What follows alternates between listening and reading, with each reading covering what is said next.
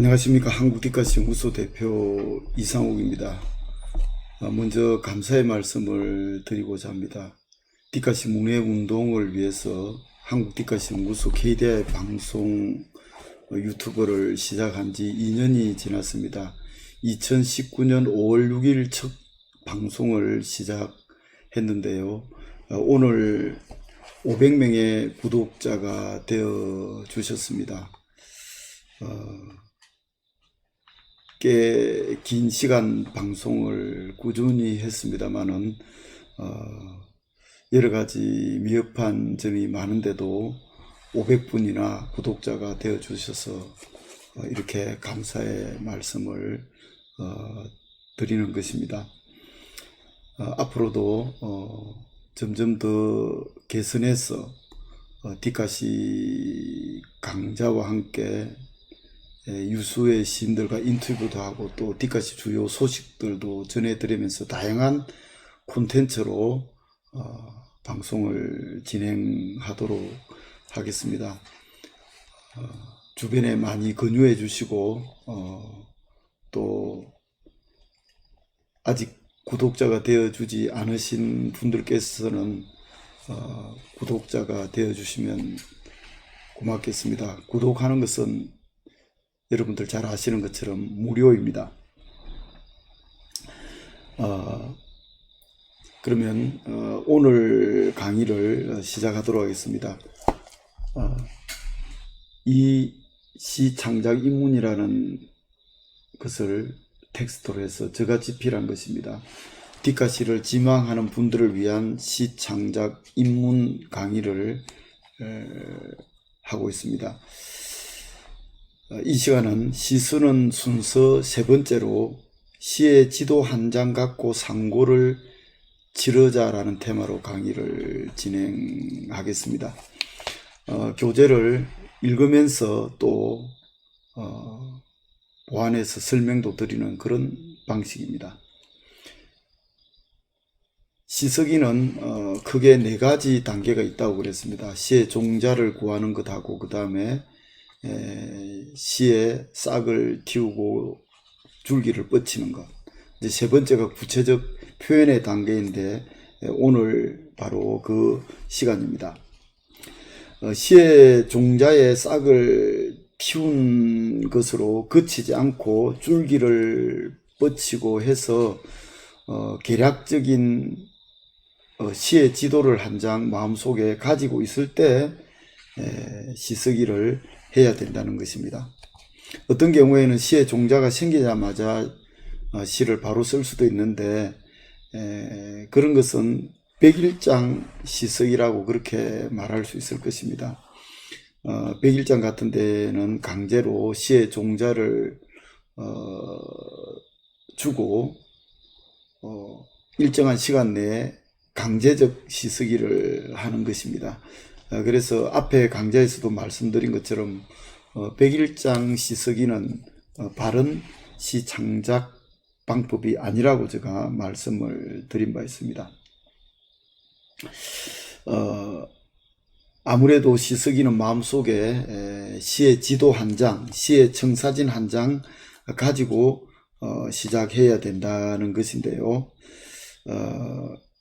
이제 시의 지도를 한 장 가지고 있으면 이제 그걸 바탕으로 시를 써야 되는데 이때는 완벽한 언어를 찾기에 갈급하게 됩니다. 물론 이때 시인은 실제 시인이 아니고 시적 영감에 충만한 어떤 내포적 시인이 되어 에너지를 극대화해야 한다는 것이죠. 마음속에 시의 지도 한 장이 이제 마련됐다면은 마음속에 시가 이제 온전히 잉태된 상태라고 볼 수 있습니다. 시를 이제 직접 쓴다는 것은 마치 산모가 뱃속의 아이를 잉태하는 것인데 이제 시의 분만이라고 할 수 있겠습니다.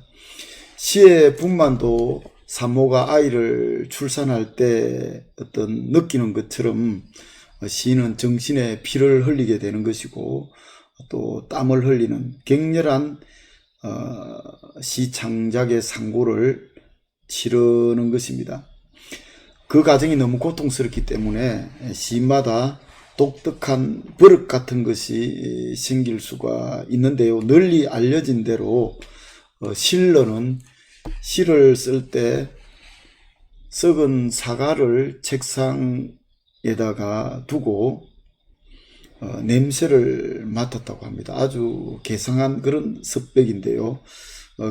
다행이라고 호를 지은 김현석 시인은 커피를 굉장히 좋아하는데 아마 커피를 마시면서 이렇게 시를 쓴다는 것이죠. 아무튼 꼭 뭐 이런 습관이 있어야 시를 쓰는 건 아니지만 그만큼 시를 쓴다는 것은 고통스럽다는 것입니다. 저 같은 경우에도 시를 쓰기 위해서 이제 어떤 컴퓨터 앞에 앉는 것 자체가 그 시를 창작한다는 게 얼마나 고통스러운 것을 알기 때문에 컴퓨터 앞에 잘 앉아지지가 않습니다. 그래서 점점 시 창작이 게을러지는 그런 것을 확인하게 됩니다. 그것은 아마 시인으로서 시를 쓰는 것이 얼마나 힘든 것인가를 알기 때문에 점점 시인으로서 연조가 깊어질수록 시를 쓰는 것이 얼마나 힘든 걸 알기 때문에 시를 쓰기가 더 어렵다는 것이죠. 시에 거의 달통한 서정주 시인 같은 경우도 시 쓰기가 얼마나 고통스러운 과정인가를 거의 저서에서 밝혀두고 있습니다. 국화옆에서가 아주 서정주의 대표작이고 맹시인데 그 국화옆에서를 쓸 때의 그 과정을 이런 에피소드로 소개하고 있습니다. 오랫동안 구상해 왔던 그 시의 어떤 지도랄까요? 시의 지행은 40대 여인의 아름다움, 40대 여성의 어떤 미라는 이런 어떤 이미지는 비교적 쉽게 행상화되었다고 합니다. 바로 이 대목이죠.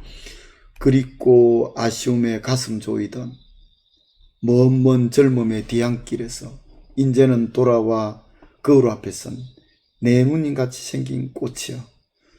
40대 여인의 어떤 완숙미를 그린 대목인데 이것은 쉽게 쓰여졌다고 합니다. 그런데 이제 나머지가 제대로 써지지, 특히 마지막 연이 잘 써지지 않아서 굉장히 고통을 겪었다는 것인데 서정주의 말을 한번 들어보겠습니다. 제가 그걸 읽어보겠습니다. 그러나 마지막 연만은 좀처럼 표현이 되지 않아 새벽까지 누웠다가 앉았다 하다가 그만 자버리고 말았습니다. 그래야 이것은 며칠 동안 있다가 어느 날 새벽 눈이 떠여서 처음으로 마련되었습니다. 밖에선 무서리가 오는 듯한 늦가을에 상당히 싸늘한 새벽이었는데 내가 안 자고 혼자 깨어 있다는 호젓한 생각 끝에 밖에서 무서리를 맞고 있을 그놈을 생각하자 그것이 용하게 맺어졌습니다. 이렇게 고백하고 있습니다. 그러니까 서정주 시인의 말을 들어보면은 국화옆에서라는 그 시가 굉장히 상고를 많이 거치고 창작된 그런 시인 것을 알 수 있습니다. 이건 널리 알려진 그런 일화입니다.